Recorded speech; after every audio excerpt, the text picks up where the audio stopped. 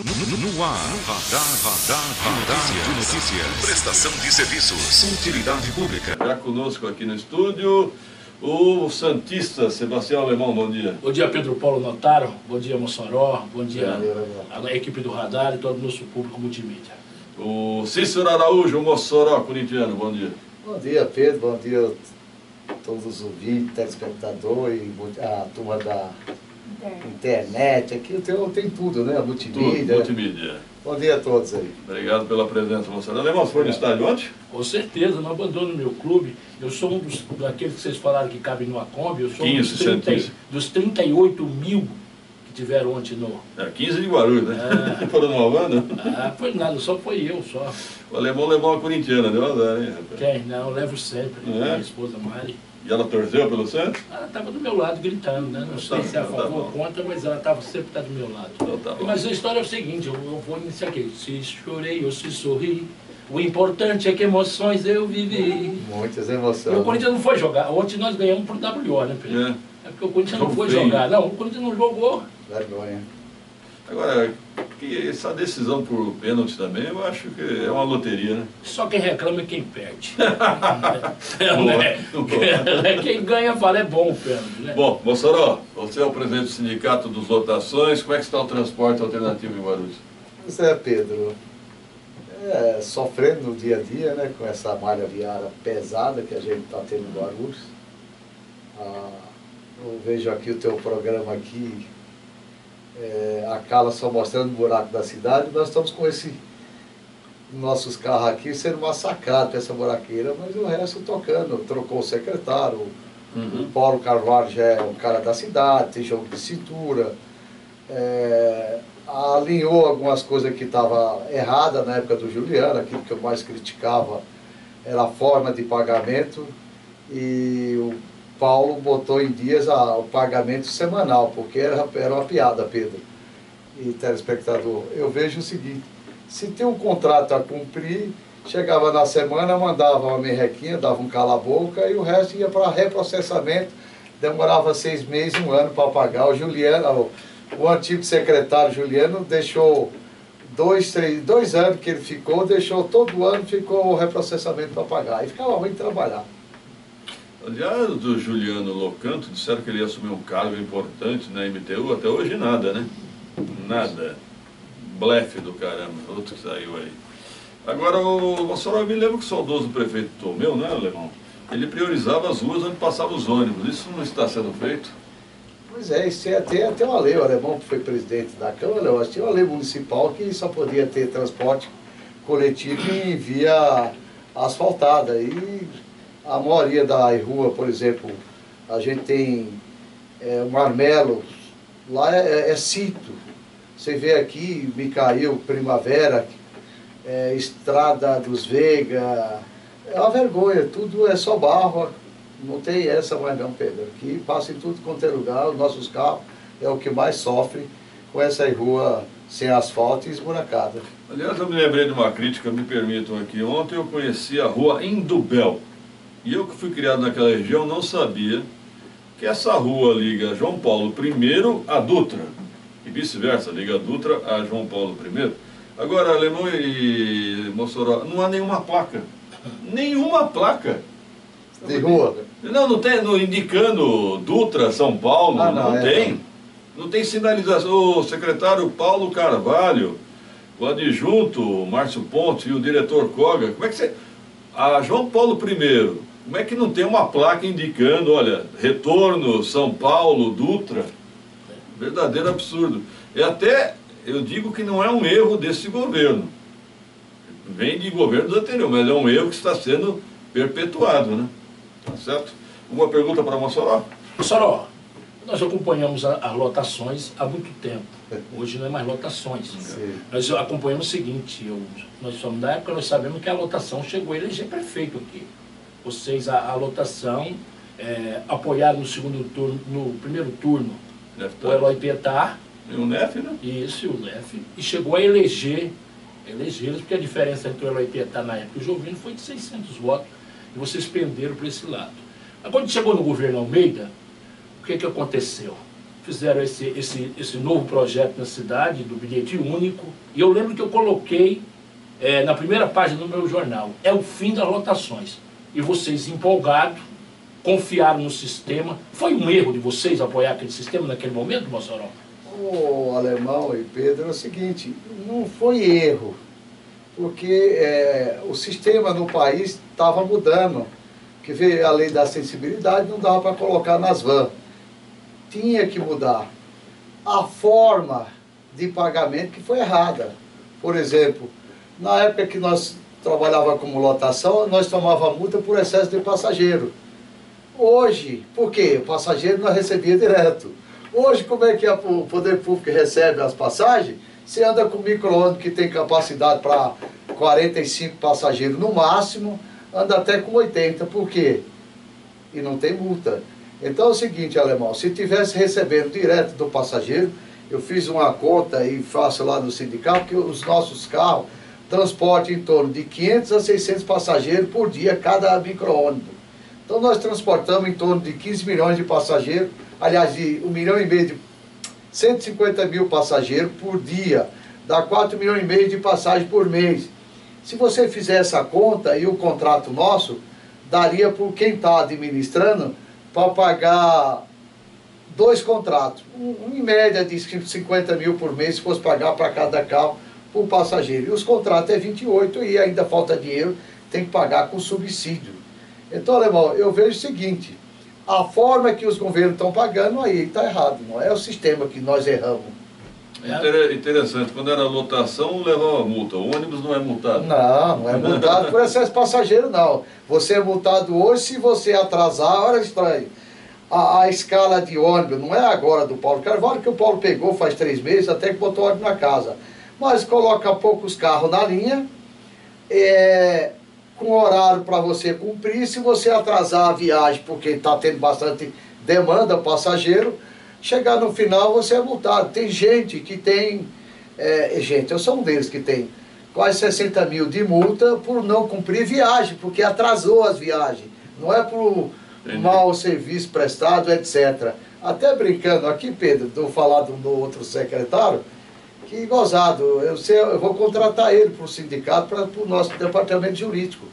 Porque eu estou com 50 e tantos mil de multa e não consegui ganhar. E ele arrumou jeito aí para cancelar as dele, né? Impressionante. 53 multas ele cancelou. Pois é, que cara bom. Eu me lembro, Pedro, uma vez que eu estive, depois do lançamento desse bilhete único, do fim dessas lotações, eu me lembro que eu encontrei com o prefeito Eloy Petá, o ex-prefeito Eloy Petá.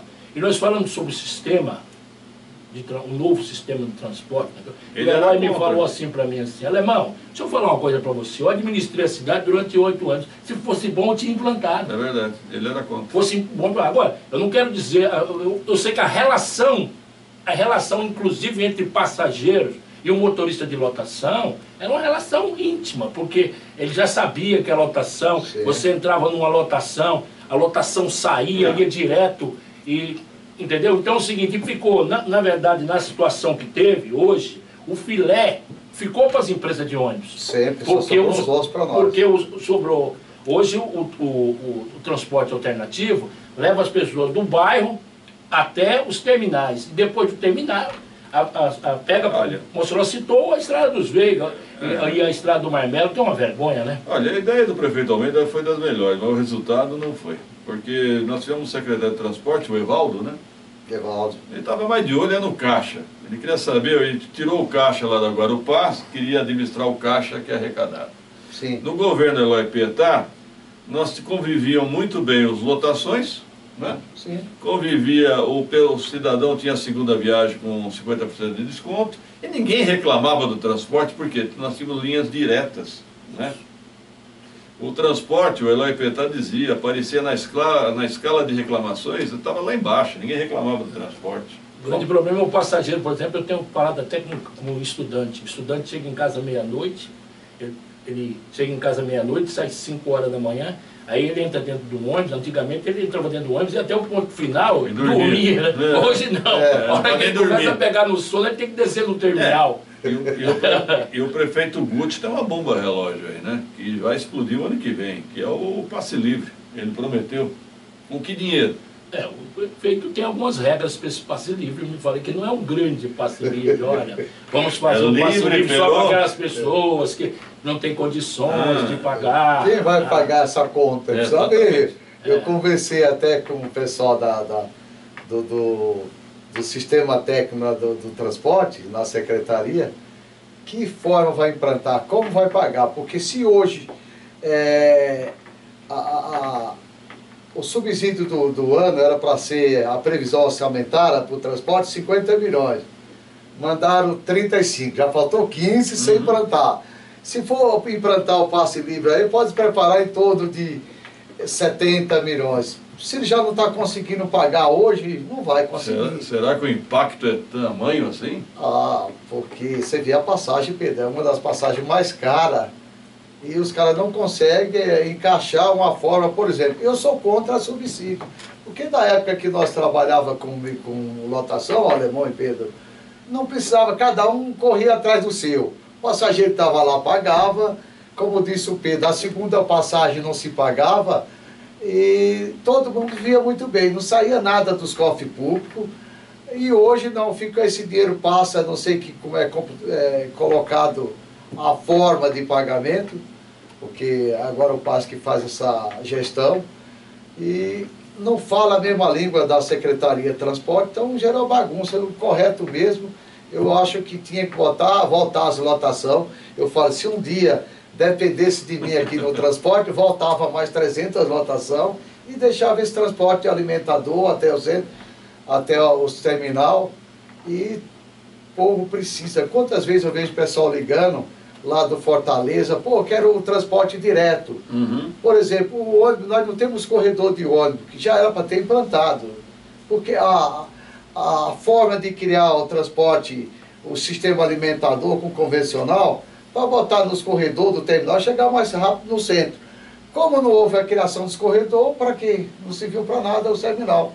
Se colocava tudo para o centro, você vê aqui no horário de 4 ou 5 horas da tarde, aqui na Avenida Esperança, mais de 20 ônibus, um atrás do outro, tudo vazio. Está errado a forma de distribuição, mas somos nós que vamos resolver. Isso aí é o secretário, eu acho que o Paulo Carvalho já falou que se ele deixar ele trabalhar, eu acho que ele pode botar ordem na casa e arrumar essa bagunça que precisa fazer. E precisa voltar os ônibus na rua Dom Pedro II também. Foi um erro tirar os ônibus da Dom Pedro II.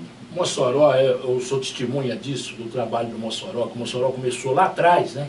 Às vezes hoje começou lá atrás, teve alguns desafetos aí no meio do caminho aí, os atilhos da vida, né? Bastante. Né, Mossoró? E eu me lembro que é o seguinte, que o ônibus não passava na 7 de setembro, né, Mossoró?